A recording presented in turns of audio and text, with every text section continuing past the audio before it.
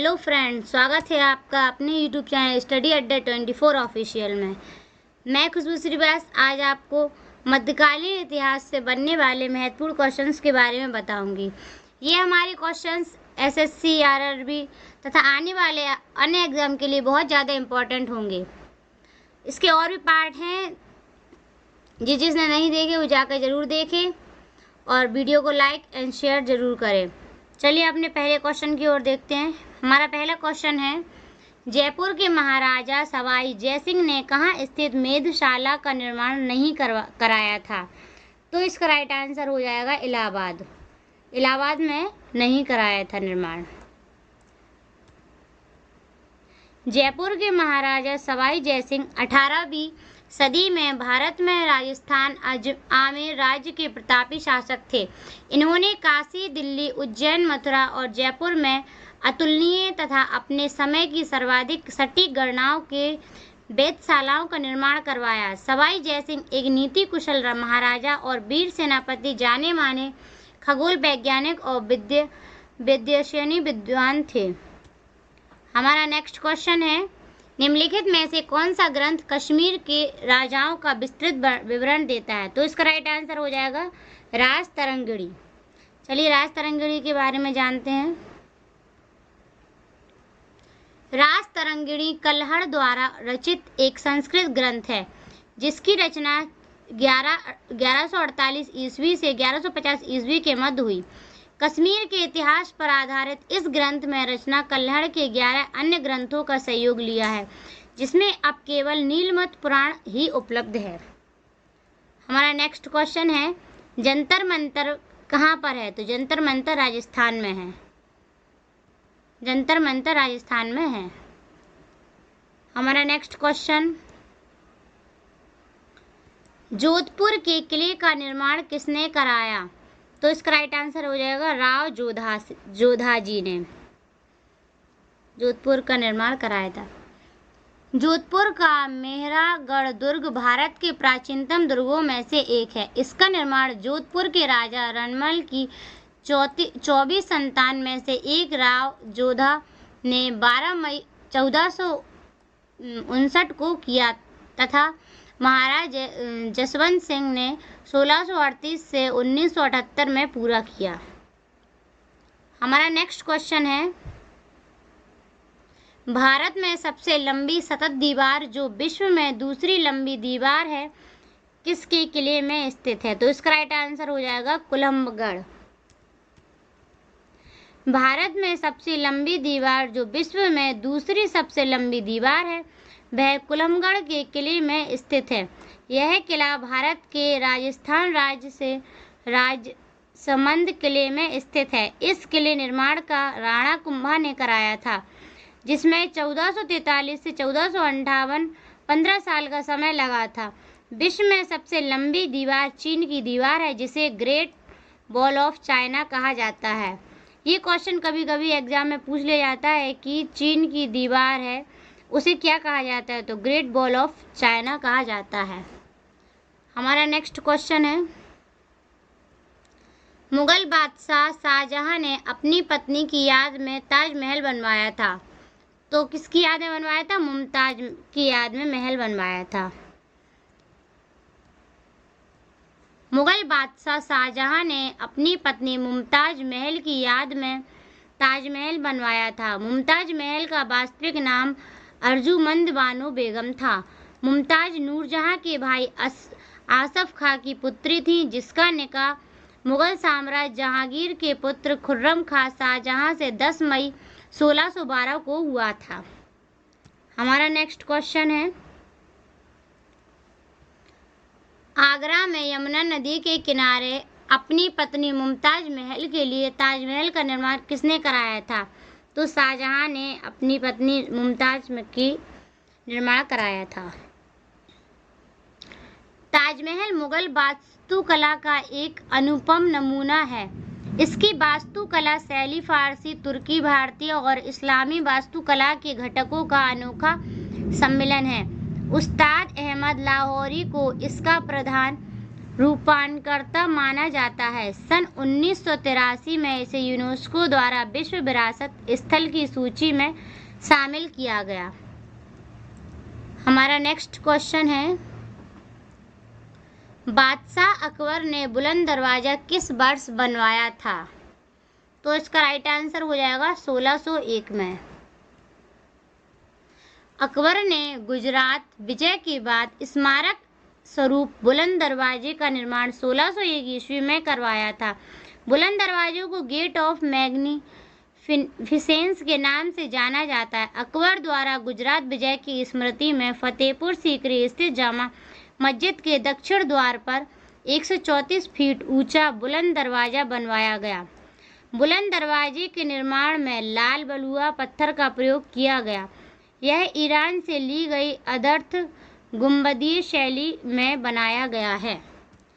हमारा next question है, फतवा ए आलमगीरी मुस्लिम कानूनों का एक संकलन निम्नलिखित में से किस शासक के शासनकाल में लिखा गया था? तो इसका राइट आंसर हो जाएगा औरंगजेब।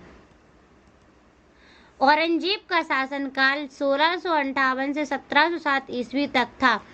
फतवा ए आलमगीरी शेख निजाम की अध्यक्षता में 6 विद्वान द्वारा रचित किया गया।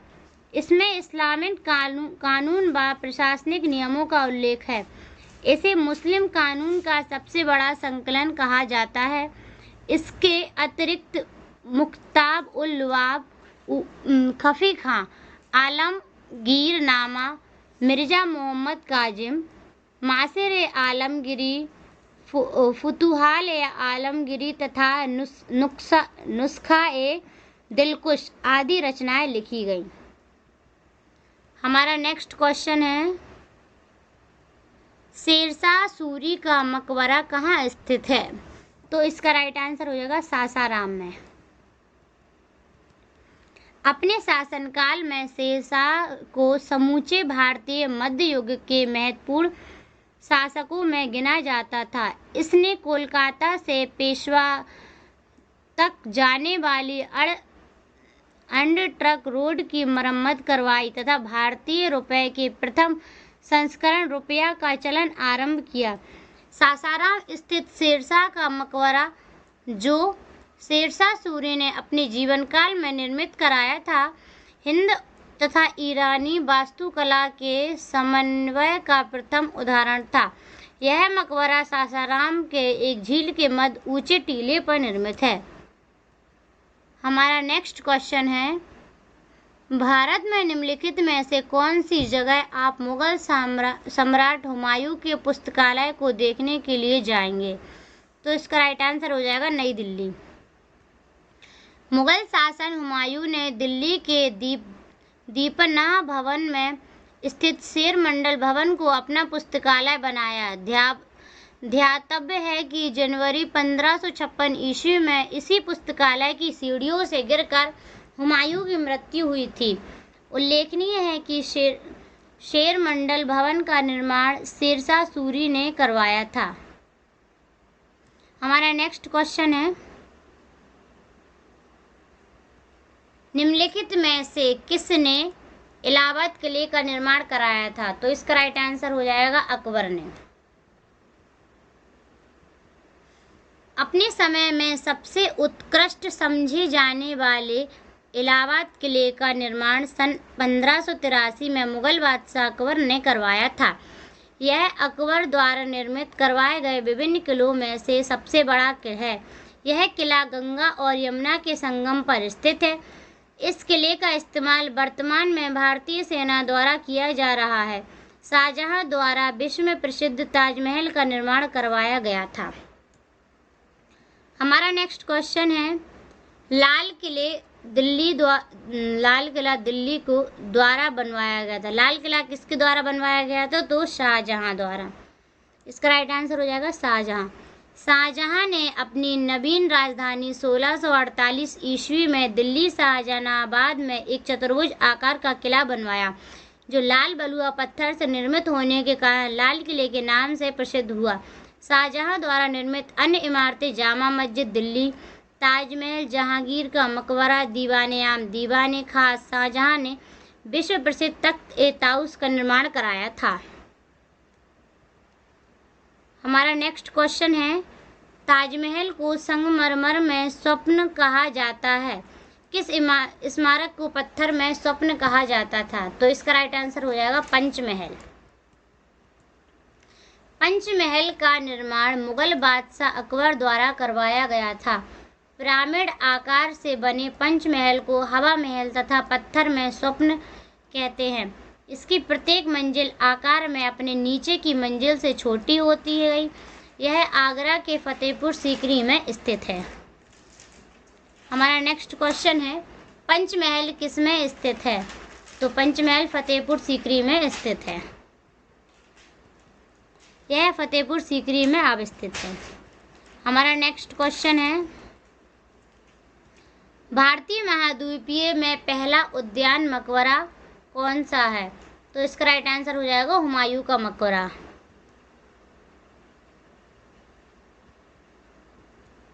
हुमायूं का मकबरा मुगल वास्तुकला का प्रसिद्ध स्मारक है। यह नई दिल्ली के दीपदान अर्थात पुराने किले के निकट निजामुद्दीन में स्थित है। यह उद्यान के मध्य एक ऊंचे चबूतरे पर बना है। जहांगीर का मकबरा लाहौर में शाहदरा नगर के निकट स्थित है। हमारा नेक्स्ट क्वेश्चन है, हुमायूं का मकबरा किसके द्वारा बनवाया गया था? तो इसका राइट आंसर हो जाएगा हमीदा बानो बेगम द्वारा। दिल्ली में स्थित हुमायूं का मकबरा हुमायूं की विधवा बेगम हमीदा बानो बेगम ने 1564 में बनवाया प्रारंभ किया था। इस मकबरे में चारबाग शैली प्रयुक्त हुई, जिसमें भविष्य में ताजमहल को जन्म दिया। इस भवन में वास्तुकार मालिक मिर्जा ग्यास थे। 1993 में इस स्मारक को यूनेस्को द्वारा विश्व धरोहर स्थल घोषित किया गया। हमारा नेक्स्ट क्वेश्चन हो जाएगा, उपनिषदों का संस्कृत से फारसी भाषा में अनुवाद करने का श्रेय इनमें से किसे दिया गया? तो इसका राइट आंसर हो जाएगा दारा शिकोह को। दारा शिकोह कदारी सूफी सिलसिला मुल्ला शाह बदख्शी का अनुयायी था।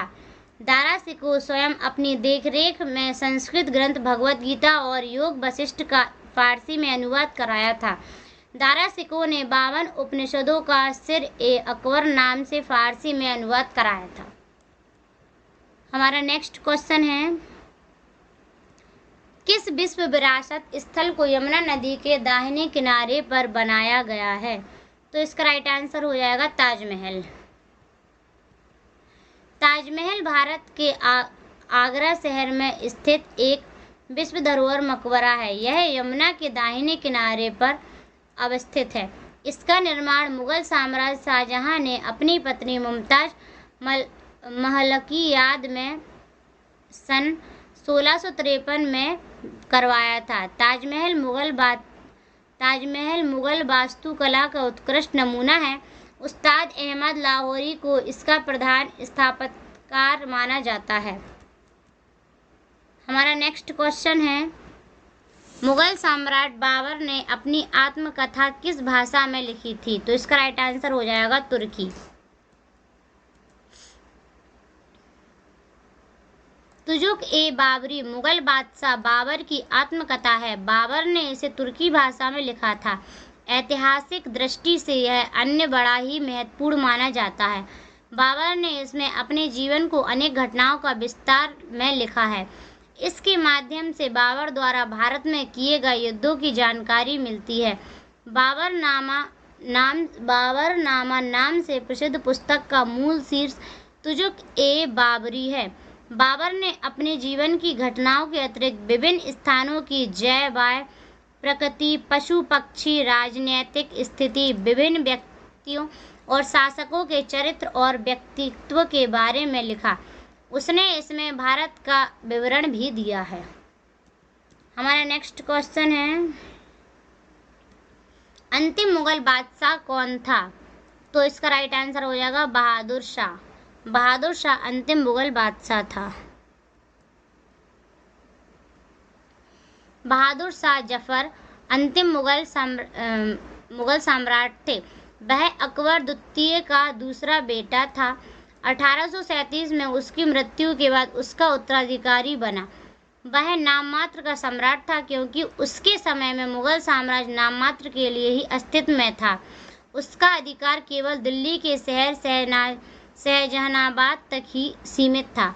1857 में भारतीय विद्रोह में शामिल होने के बाद उसे षड्यंत्र के आरोपी के दोषी ठहराकर ब्रिटिश नियंत्रित बर्मा के रंगून से निर्वासित कर दिया। हमारा नेक्स्ट क्वेश्चन है, आगरा का किला किसके द्वारा बनवाया गया था? तो आगरा का किला अकबर के द्वारा बनवाया गया था।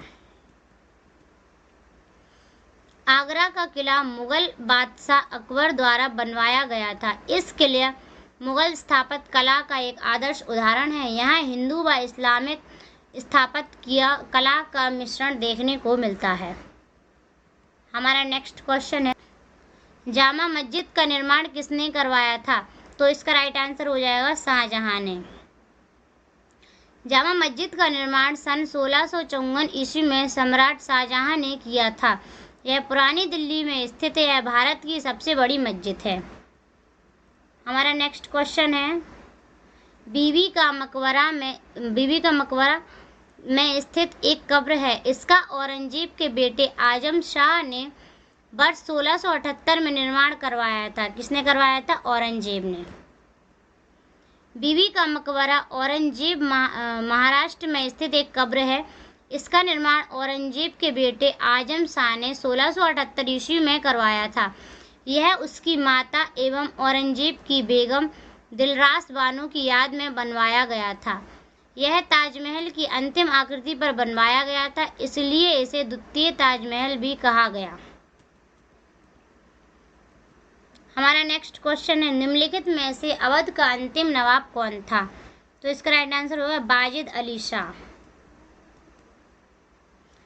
नवाब बाजिद अली शाह उत्तर प्रदेश के अवध के नवाब थे। ये अवध प्रांत के 10वें और अंतिम नवाब थे। 1856 में अंग्रेजों ने बाजिद अली शाह के राज्य पर कब्जा कर उन्हें कलकत्ता भेज दिया। बाजिद अली शाह ठुमरी संगीत विद्या के जनक थे। हमारा नेक्स्ट क्वेश्चन है, ताजमहल के अंदर के उद्यानों को किसके रूप में जाना जाता है? तो इसका राइट आंसर हो जाएगा मुगल गार्डन।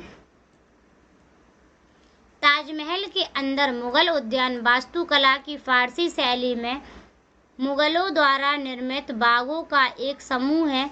इस शैली पर फारसी बागानों विशेष रूप से चारगाह शैली का प्रभाव पड़ा। हमारा नेक्स्ट क्वेश्चन है, जामा मस्जिद इन विश्व धरोहर स्थलों में से किसमें स्थित है? तो इसका राइट आंसर होगा फतेहपुर सीकरी में। फतेहपुर सीकरी की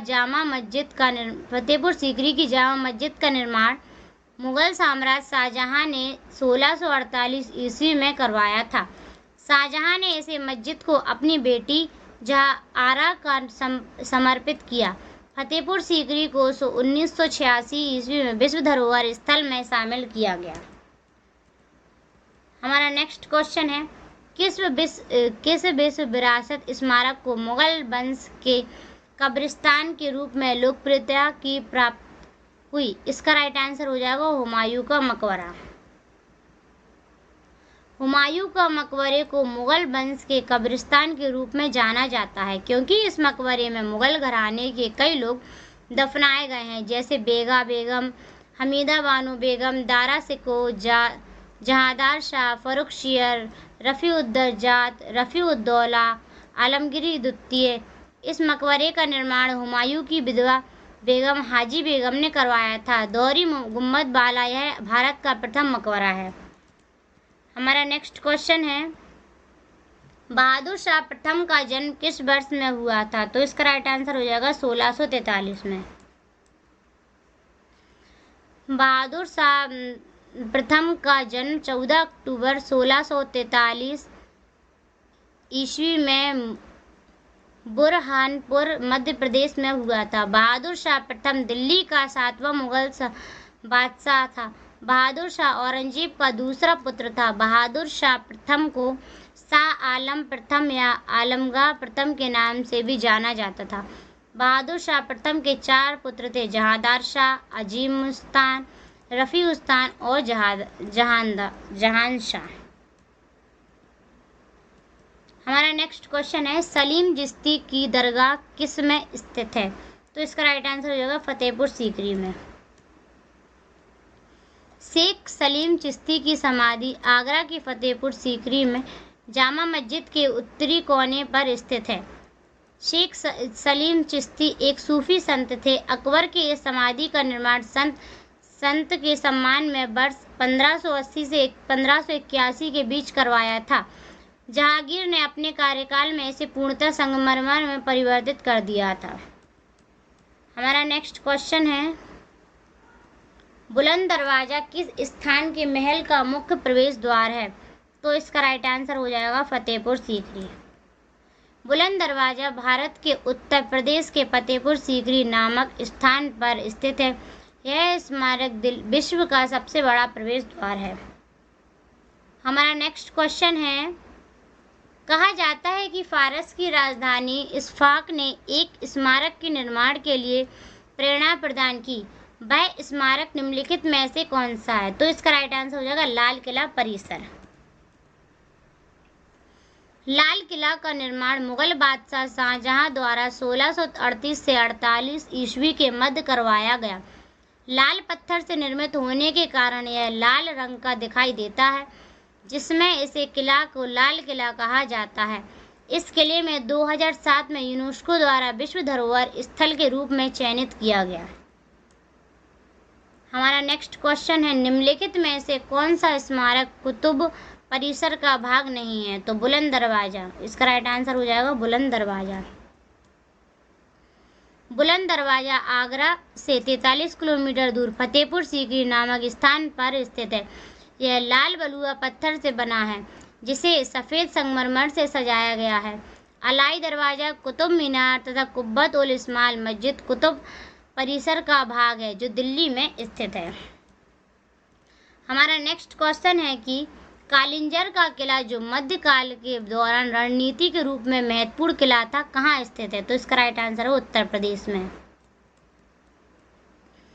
भारत में सबसे विशाल एवं अपराजय दुर्ग में गिना जाने वाला कालिंजर का किला उत्तर प्रदेश के बांदा जिले में स्थित है। प्राचीन काल में यह दुर्ग जेजाम मुक्ति जयशक्ति चंदेल साम्राज्य के अधीन था। चंदेल राजाओं के शासनकाल के दौरान कालिंजर पर महमूद गजनवी, कुतुबुद्दीन ऐबक, शेरशाह सूरी एवं हुमायूं जैसे योद्धाओं ने आक्रमण किया, किंतु विजय प्राप्त करने में असफल रहे। बाद में मुगल बादशाह अकबर ने इस पर अधिकार कर लिया तथा बीरबल को तोहफे में दिया था। कालिंजर विजय अभियान के दौरान ही तोप का गोला फटने से शेरशाह सूरी की मृत्यु हो गई थी। हमारा नेक्स्ट क्वेश्चन है, शाह ए हमदान मस्जिद नदी के किनारे स्थित है। किस नदी के किनारे स्थित है? तो इसका राइट आंसर हो जाएगा झेलम। खान का मस्जिद श्रीनगर भारत जिले शाह ए दाम मस्जिद है के नाम से जाना जाता है। तीसरे तथा चौथे पुलों के बीच झेलम नदी के दाहिने किनारे पर स्थित है। इसे 1395 में शाह सिकंदर ने मीर सैयद अली हमदानी की यात्रा के उपलक्ष्य में बनवाया था। कुशल कश्मीरी लकड़ी के नक्शा शिकारों द्वारा की गई सुंदर और जटिल लकड़ी की नक्काशी के लिए यह मस्जिद सबसे उल्लेखनीय है। हमारा नेक्स्ट क्वेश्चन है, जरदोजी कढ़ाई के तहत लोकप्रिय हुई। अकबर।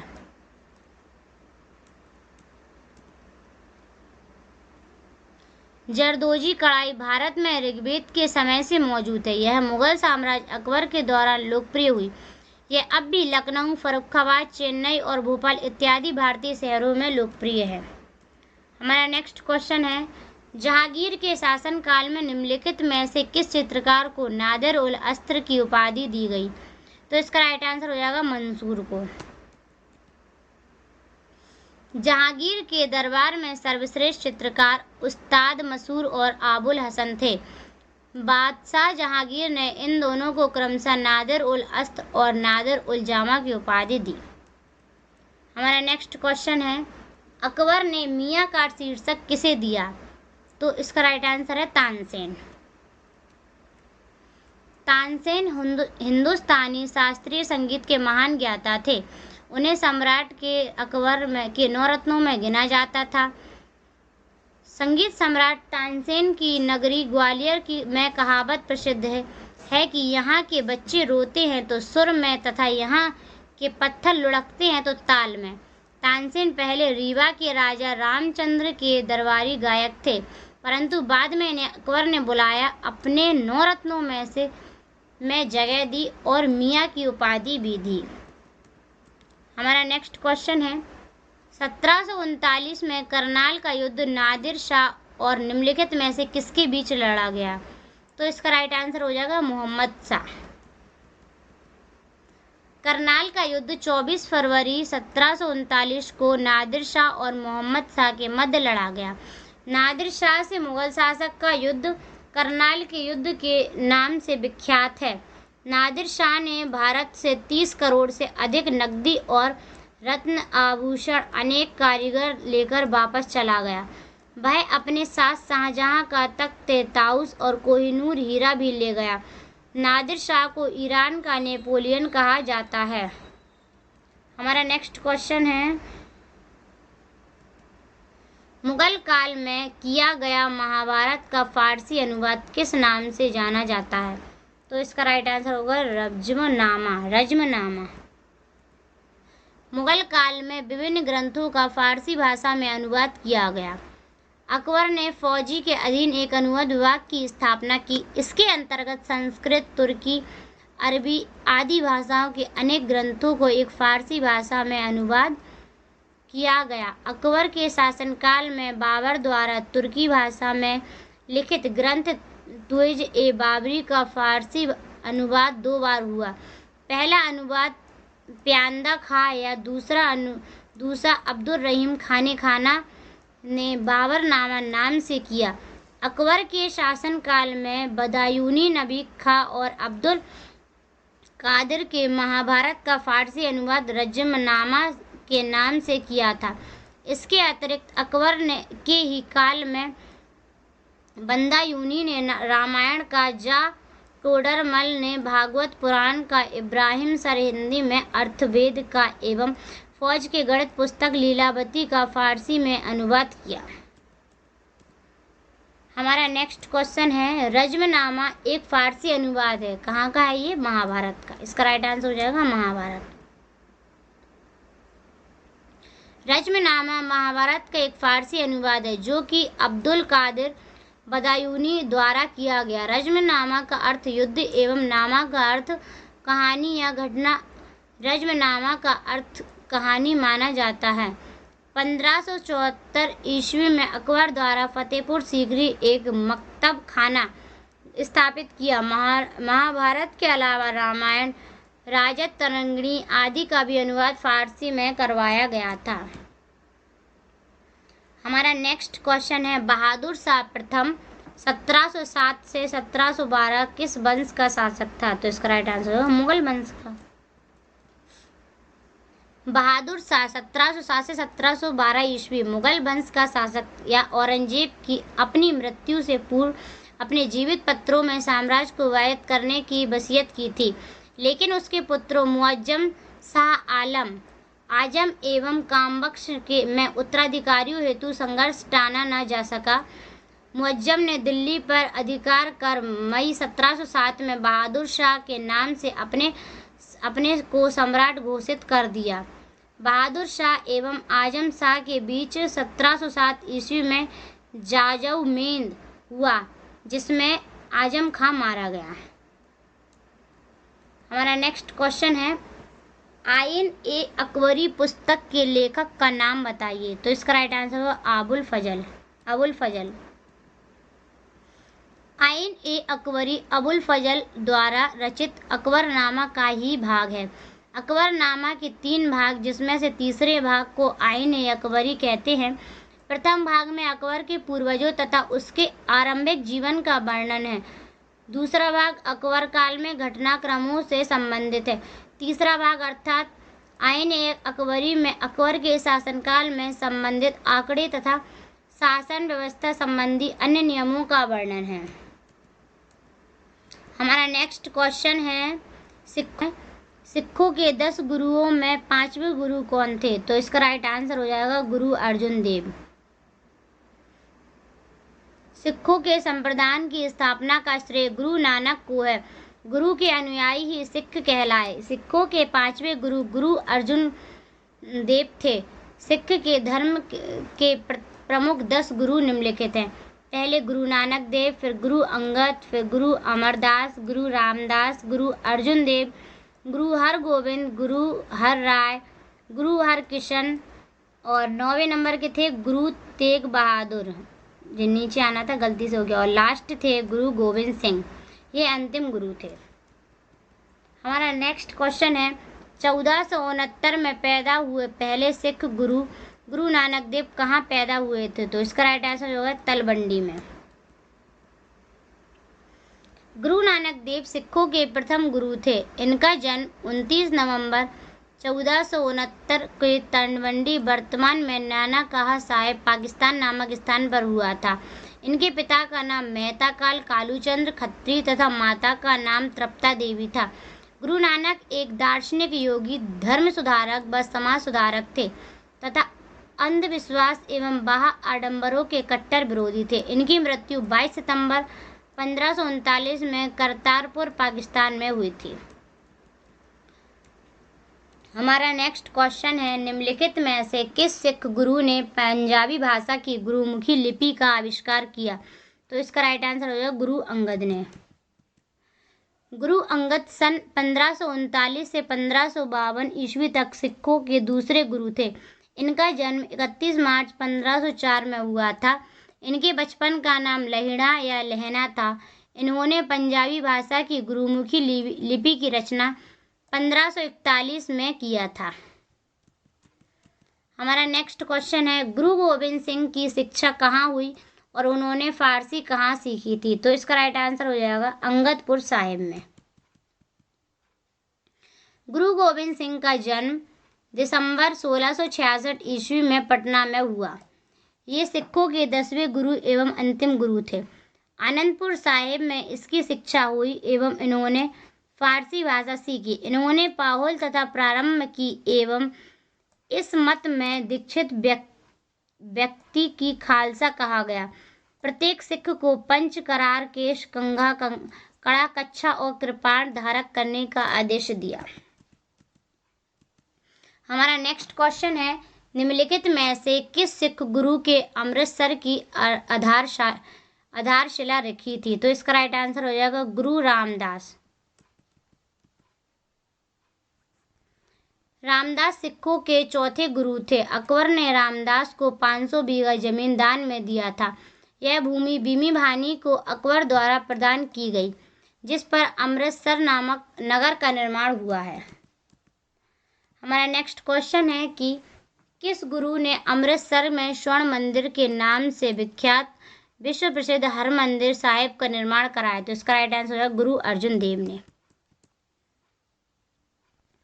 गुरु नानक ने गुरु का लंगर नामक निःशुल्क गुरु थे। इन्होंने सिखों के धार्मिक ग्रंथ आदि ग्रंथ की रचना की थी। इन्होंने ही अमृतसर जलाशय के मध्य में हरमंदिर साहिब का निर्माण कराया था।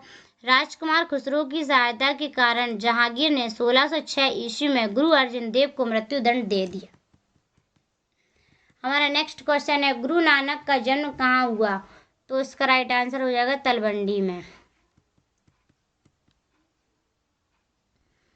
सिख धर्म के संस्थापक गुरु नानक देव जी का जन्म कार्तिक पूर्णिमा के दिन गुरु नानक देव जी की जयंती पूरे देश में हर्षोल्लास के साथ मनाया जाता है। गुरु नानक देव का जन्म 15 अप्रैल 1469 को तटबंडी नामक स्थान पर हुआ था। बाद में तटबंडी का नाम नानकाना साहब पड़ा। पाकिस्तान के पंजाब प्रांत में है। गुरु नानक के पिता का नाम कल्याण चंद या कालू मेहता एवं माता का नाम तप्ता देवी था। हमारा नेक्स्ट क्वेश्चन है, मध्ययुगीन यात्री मार्को पोलो निम्न में से कहाँ आया? तो इसका राइट आंसर हो जाएगा वेनिस। मध्ययुगीन यात्री मार्को पोलो वेनिस से आया था। पोलो को एशिया में पहुंचने वाला प्रथम व्यक्ति माना जाता है। पोलो का जन्म 15 सितंबर 1254 में वेनिस गणराज्य के मध्य युग के अंत में हुआ। मार्को पोलो ने अपने पिता निकोलस व चाचा मतायो के साथ कई समुद्री यात्राएं की थीं। वह रेशम मार्ग की यात्रा करने वाला प्रथम यूरोपियन में से एक। उसने अपनी यात्रा 1271 में लाइसूस आर्मेनियम बंदरगाह प्रारंभ की थी। हमारा नेक्स्ट क्वेश्चन है, मुगलों के संदर्भ में निम्नलिखित में से कौन सा कथन सही नहीं है? तो इसका राइट आंसर होगा, मुगल दरबार के इतिहासकार उन्हें महान ईरानी और राजा अफसरसियाब के वंशज के रूप में वर्णित करते थे। बाबर का जन्म 14 फरवरी सन 1483 में फरगना में हुआ था। उनके पिता का नाम उमर शेख मिर्जा तथा माता का नाम कुलुंग निहार खानम था। उमर शेख मिर्जा तैमूर वंश से संबंधित थे तथा कुतुब निगार खानम चंगेज खां वंश से संबंधित थे। मुगलों से संबंधित में पहला, तीसरा, चौथा कथन सही है, जबकि मुगलों से संबंध में यह कथन गलत है कि वह स्वयं को अफसारसियाब के वंशज मानते थे, क्योंकि दिल्ली सल्तनत से संबंधित शासक बलबन स्वयं के अफरासियार का वंशज घोषित किया था। हमारा नेक्स्ट क्वेश्चन है, मध्यकालीन भारतीय इतिहास के संदर्भ में निम्नलिखित में से किस भौगोलिक क्षेत्र को तुरान के रूप में दर्शाया गया? तो इसका राइट आंसर हो जाएगा मध्य एशिया। तुरान मध्य एशिया का एक ऐतिहासिक क्षेत्र है। यह शब्द ईरानी मूल का है और एक विशेष प्रागैतिक मानव बस्ती, एक ऐतिहासिक भौगोलिक क्षेत्र या संस्कृतिक संदर्भित करता है। मूल तुरानियम एक ईरानी अपस्टेन युग को जनजाति थी। हमारा नेक्स्ट क्वेश्चन है, निम्नलिखित में से किस लेखक ने अकबर के दीन इलाही को उनकी मूर्खता का ही विद्वत्ता का स्मारक कहा है? तो इसका राइट आंसर होगा विंसेंट आर्थर स्मिथ 1848 से 1920 एक ब्रिटिश इतिहासकार थे। उन्होंने भारत के इतिहास पर बहुत कुछ लिखा है। अनेक भारतीय इतिहासकारों के उनके इतिहास लेखक का पक्ष पूरा कहा है। इन्होंने अकबर के दीन इलाही को मूर्खता स्मारक कहा है। हमारा नेक्स्ट क्वेश्चन है, डीसी सरकार ने किस वर्ष भारतीय पुरालेख और भारतीय पुरालेखीय शब्दावली को प्रकाशित की थी? तो इसका राइट आंसर हो जाएगा 1965 से 1966। डीसी सरकार ने इस वर्ष 1965 से 1966 में भारतीय पुरालेख 5 और भारतीय पुरालेख शब्दावली प्रकाशित की थी। हमारा नेक्स्ट क्वेश्चन है, पाकिस्तान के किस शहर में गार्डन ऑफ द मुगल या सिटी ऑफ गार्डन कहा गया? तो इसका राइट आंसर हो जाएगा लाहौर। लाहौर शहर पाकिस्तान के पंजाब प्रांत की राजधानी तथा कराची शहर के बाद पाकिस्तान का दूसरा सबसे बड़ा आबादी वाला शहर है। लाहौर को प्रायः मुगलों का बाग अथवा बगीचों का शहर कहा जाता है। पाकिस्तानी इतिहास, संस्कृति, शिक्षा के क्षेत्र में लाहौर शहर का महत्वपूर्ण योगदान रहा है। लाहौर शहर को पाकिस्तानी सांस्कृतिक राजधानी भी कहा जाता है। हमारा नेक्स्ट क्वेश्चन है, राजस्थान में किस किले में जयमल तथा फत्ता शूरवीरों के सम्मान में छतरियां बनाई गई थी, जिन्होंने वर्ष 1568 में सम्राट अकबर को दोरा घंटी ने अपने प्राण प्राप्त दिए थे? इसका राइट आंसर हो जाएगा चित्तौड़गढ़ का किला। राजस्थान में स्थित चित्तौड़गढ़ के किले में 2 छतरियां जयमाल तथा फत्ता और शूरवीर का सम्मान बनाई गई। इनमें प्रथम 4 स्तंभों वाली छतरी शूरसा फत्ता की, जबकि अगली 6 स्तंभों वाली छतरी शूरवीर जयमाल की है। 1568 में ये दोनों चित्तौड़ के राजा उदय सिंह में अनुपस्थित है। चित्तौड़ के दुर्ग में संरक्षण नियुक्त किए गए थे। उसी समय यह दुर्ग आक्रमण में व्यक्ति युद्ध करते हुए अपने प्राण त्याग दिए। अगर आपको ये वीडियो अच्छी लगी हो तो प्लीज़ चैनल को सब्सक्राइब जरूर करें और वीडियो को लाइक एंड शेयर जरूर करें। यह आपके लिए बहुत ही ज़्यादा इम्पोर्टेंट है। Thank you.